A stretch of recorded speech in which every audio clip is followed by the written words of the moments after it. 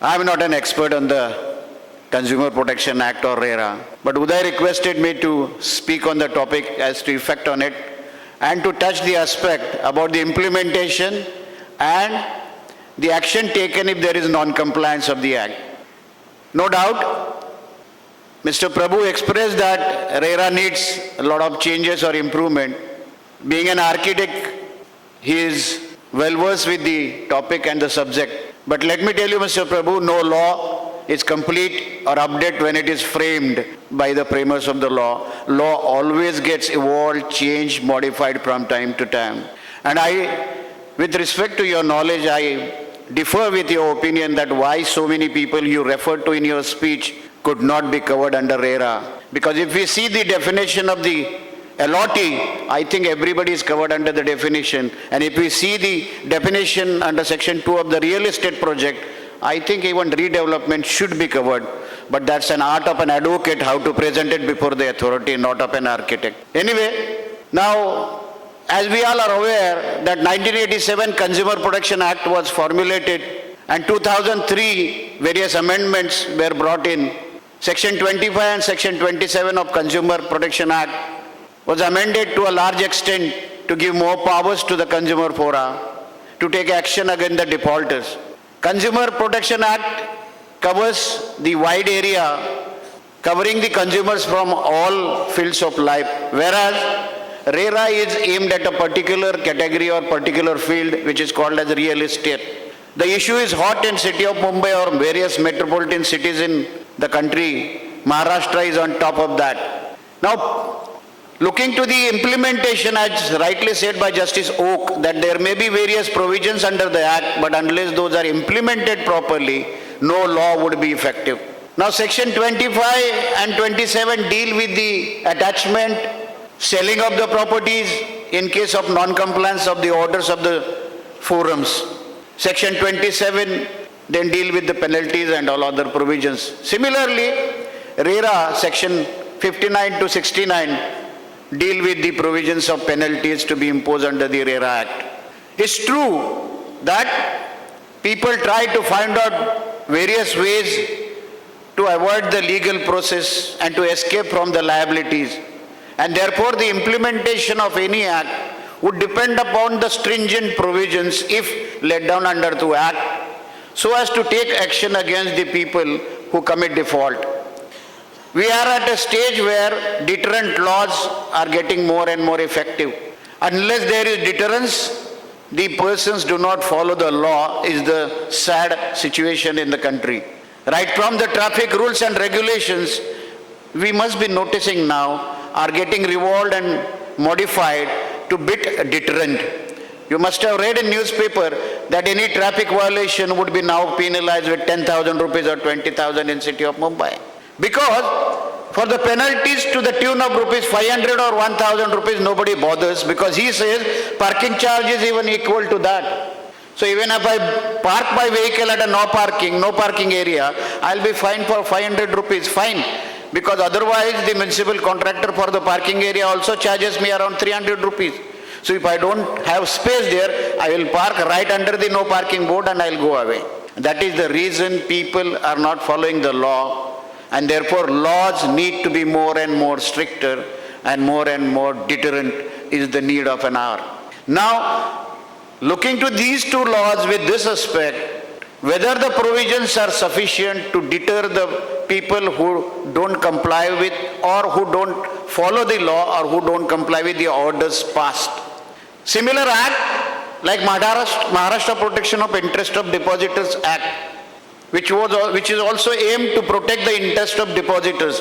As under the RERA, it is to protect the interest of the purchasers of the flats or properties or plots, whatever covered under the Act. But under the MPID Act, you will find a provision that if there is an offense and even if the complaint is not yet finally heard, there is a provision under Section 4 of the MPID Act to appoint competent authority, and then Section 7, 8 and other provisions deal with attachment of properties even before the person goes for the trial under the MPID Act. Provisional attachment is initially ordered, properties are attached, And mind well, this can go to the properties even transferred further to third parties. And if after attachment of those properties, if the interest, the person depositor's money is not recovered, then his other properties could also be attached, are the provisions under the MPID Act. This MPID Act's constitutional validity was challenged right till Supreme Court, and ultimately Supreme Court held that it is constitutionally valid. Similar stringent or more stringent provisions are absent from the Consumer Protection Act and the RERA Act. Maximum what is provided is up to 3 years imprisonment or penalty which may maximum to be 10,000 rupees. This, as on today's scenario, is not a deterrent factor at all for the persons, because who are the offenders under both these acts are either the established markets, shops, establishments, or builders, developers who are well organized, having their associations. And on the other hand, the consumers are not organized, barring few consumer association like one headed by Mr. Deshpande, Grahak Panchayat, etc. But as far as RERA is concerned, the purchasers are totally non-organized, unorganized, they are not together. Because a person purchasing a flat is always under a fear that if I go against the builder, I may never get my flat and I may lose my money. They are not together. It's very difficult to get them together. And who can file a complaint for imposing penalty under the RERA Act? The authority. If you see section 80, complaint has to be filed by the authority or the officer authorized by the authority. The person who is affected has no right to file a complaint under RERA Act, which is a lacuna, and as rightly said by Justice Oak, that there are various grey areas under the Act which need to be corrected or modified or amended. Now take an example. In a situation, a developer publishes a very, very attractive scheme, but which is difficult to implement, and a reputed financial institute or a bank propagates that scheme, advertises that scheme, organizes now the scheme is advertised by the builder in association with a financial institution. The scheme is very attractive, deposit 10% now, 90% after possession. You need not pay any installment till you get the possession of the flat.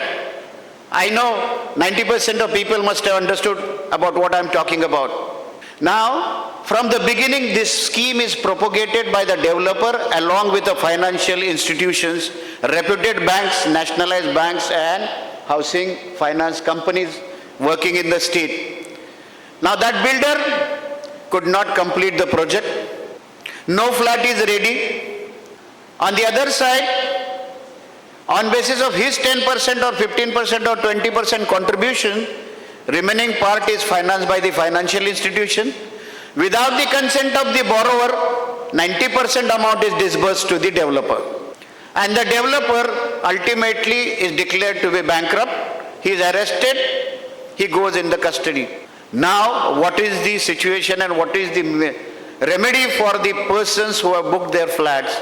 Financial institutions would go toward him for recovery of the loan because he is the borrower. Borrower will say, my condition of repayment was on getting possession.